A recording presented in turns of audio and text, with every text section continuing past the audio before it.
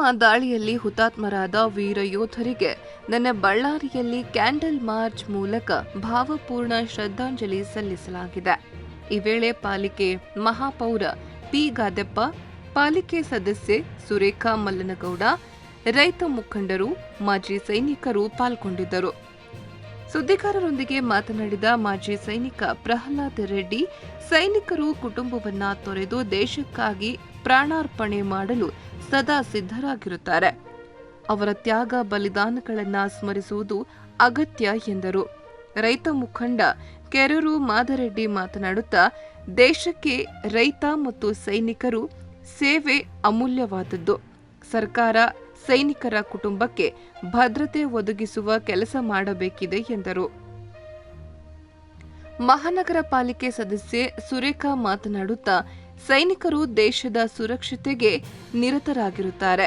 ಹುತಾತ್ಮ ಸೈನಿಕರನ್ನ ಸ್ಮರಿಸಿ ಗೌರವಿಸುವುದು ಎಲ್ಲರ ಕರ್ತವ್ಯ ಎಂದರು. ಜಿಲ್ಲಾ ಗೃಹ ರಕ್ಷಕ ದಳ ಕಮಾಂಡರ್ ಶೇಖ್ ಸಾಬ್ ಮಾತನಾಡುತ್ತಾ, ಕಳೆದ 6 ವರ್ಷಗಳಿಂದ ವೀರ ಯೋಧರಿಗೆ ಶ್ರದ್ಧಾಂಜಲಿ ಸಲ್ಲಿಸುವ ಮೂಲಕ ಅವರ ಕುಟುಂಬಕ್ಕೆ ಧೈರ್ಯ ತುಂಬುವ ಕೆಲಸ ಮಾಡಲಾಗುತ್ತಿದೆ ಎಂದರು.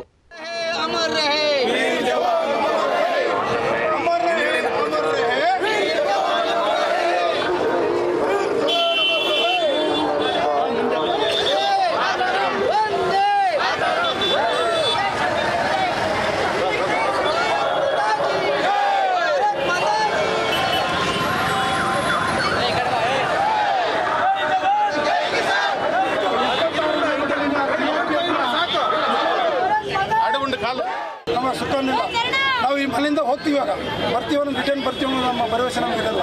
ಯಾಕಂದರೆ ಸೈನಿಕನ ಜೀವನ ಹಂಗೆ ಇರುತ್ತೆ. ಒಂದು ಜಸ್ಟ್ ಲೈಕ್ ರನ್ನಿಂಗ್ ವಾಟರ್ ಅಂತ ಹರಿಯುವ ನೀರಿನ ತರ ನಮ್ಮ ಜೀವನ. ನೋಡಿ, ಇವತ್ತಿನ ದಿವಸ ಸೈನಿಕ ಒಬ್ಬ ರೈತ ದೇಶದ ಬೆನ್ನೆಲುಬು ಅಂತಾರೆ. ಆದರೆ ಸೈನಿಕ ಅವನು ಮಾಡುವಂಥ ಕರ್ತವ್ಯಗಳು, ಅವನು ದಟ್ಟವಾದ ಕಾಡುಗಳಲ್ಲಿ, ಹಿಮ ಪರ್ವತಗಳಲ್ಲಿ ತಮ್ಮ 25 ವರ್ಷಗಳ ಯೌವನವನ್ನು ತ್ಯಜಿಸಿ ನಮ್ಮ ಈ ಭಾರತ ಮಾತೆಯನ್ನು ಕಾಪಾಡ್ತಾರೆ. ರಾಜ್ಯ ಅಧ್ಯಕ್ಷನಾಗಿ ನಿರ್ವಹಿಸ್ತಾ ಇದ್ದೀನಿ. ರೈತರ ಜೈ ಜವಾನ್ ಜೈ ಕಿಸಾನ್ ಅಂತ ಏನು ಹೇಳ್ತಾ ಇದ್ವಿ. ಈ ದೇಶದಲ್ಲಿ ಭಾರತ ಅಂಬೆ ಮಡಿಲಲ್ಲಿ ನಷ್ಟಕ್ಕೊಳಗಾಗದ 2 ವರ್ಗ, ಒಬ್ಬ ಸೈನಿಕ, ಒಬ್ಬ ರೈತ. ಅದಕ್ಕೋಸ್ಕರ ಇವತ್ತು ಪುಲ್ವಾಮಾ ದಾಳಿಯಲ್ಲಿ 40 ಜನ ಹುತಾತ್ಮರಾದಂಥ ಅವರ ಕುಟುಂಬಕ್ಕೆ ಶಾಂತಿಯನ್ನು ಸಿಗಲಿ ಅಂತೇಳಿ ಪ್ರತಿ ವರ್ಷ ಕಾರ್ಯಕ್ರಮವನ್ನು ನೆರವೇರಿಸ್ತಾರೆ. ಕೂಡ ಮಿನುಗ್ಲಿ ಅಂತ ಹೇಳ್ತಾ ನಾನು ಏನಂದರೆ, ಇವತ್ತು ಸೈನಿಕರು ಇಲ್ಲ ಅಂದರೆ ನಾವಿಲ್ಲ. ಯಾಕಂದರೆ ಏನೇ ಒಂದು ಹಬ್ಬ ಹರಿದಿನಗಳು ನಾವೆಲ್ಲ ಎಷ್ಟು ಸಂತೋಷದಿಂದ ಮಾಡ್ತೀವಿ, ಆದರೆ ಅದೇ ನಮ್ಮ ಸೈನಿಕರಿಗೆ ಅದೆಲ್ಲ ಇಲ್ಲ. ಯಾವ ಹಬ್ಬ ಇಲ್ಲ, ಹರಿದಿನ ಇಲ್ಲ. ಅವ್ರಿಗೇನಂದ್ರೆ ಕಡಿ ಕಾಯೋದು, ನಮ್ಮ ಭಾರತೀಯರನ್ನ ಕಾಪಾಡೋದು ಅವ್ರದ್ದೊಂದು ಗುರಿಯಾಗಿದೆ. ಅದಕ್ಕಾಗಿ ಈ ಒಂದು ಹುತಾತ್ಮರಾದಂತಹ ಅವರ ಕುಟುಂಬದವರಿಗೆ ಎಲ್ಲರಿಗೂ ದೇವರು ದುಃಖ ಭರಿಸುವ ಶಕ್ತಿಯನ್ನು ಕೊಡಲಿ, ಅವ್ರ ಕುಟುಂಬ ಚೆನ್ನಾಗಿರಲಿ. ಇದು 6ನೇ ವರ್ಷದ ಹುತಾತ್ಮರ ಒಂದು ದಿನಾಚರಣೆಯನ್ನಾಗಿ ಆಚರಣೆ ಮಾಡ್ತಾ ಇದ್ದೀವಿ. ನಮ್ಮೆಲ್ಲರ ಕಡೆಯಿಂದ ಬಳ್ಳಾರಿಯಲ್ಲಿರ್ತಕ್ಕಂಥ ವಿವಿಧ ಸಂಘಟನೆಗಳು ಕೂಡ ನಮಗೆ ತುಂಬ ಸಾಥ್ ಕೊಡ್ತಾ ಇದ್ದಾವೆ.